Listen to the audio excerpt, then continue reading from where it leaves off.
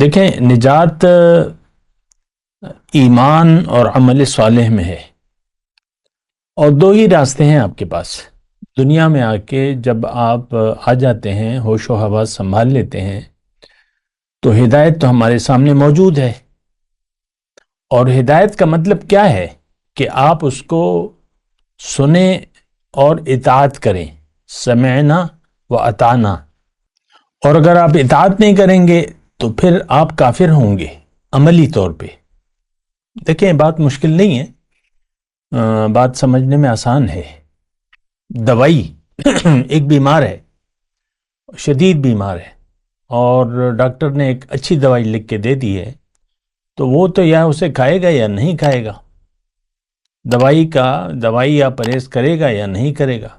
نہیں کرے گا تو اللہ تعالیٰ نے تو اسباب استعمال کریں گے تو شفا ہوگی۔ یہ تو نہیں کہ بس آپ بیمار پڑے رہیں، اور تو انسان ہوتا ہے بیمار، یعنی اسے شفا کی ضرورت ہے، دوا کی ضرورت ہے۔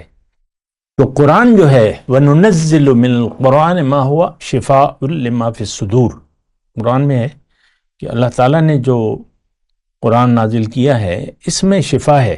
اور اس کو اگر آپ نے قبول نہ کیا عملی طور پہ، دیکھیں یہ بات میں بار بار کہہ رہا ہوں، اصل میں اور آپ ایسے معاشرے میں پیدا ہوئے ہیں جو جس میں یہ ایک ایسے گھر میں پیدا ہوئے ہیں کہ ہمارے ماں باپ جو تھے وہ پیدائشی مسلمان تھے، اور انہوں نے بھی دین پر نہیں سوچا۔ یہ بات میں پورے یقین کے ساتھ کہہ رہا ہوں، یہ آج کی بات نہیں ہے سامنے کر رہا ہوں۔ صدیاں ہو گئیں، صدیاں کہ دین سے ہم پھر چکے ہیں، دین کو ہم چھوڑ چکے ہیں۔ قرآن اب ہمارے لیے اس میں ہدایت نہیں ہے۔ آج ہمارے لیے قرآن میں ہدایت نہیں، یعنی ہم قرآن سے ہدایت لینے کے لیے تیار نہیں ہیں۔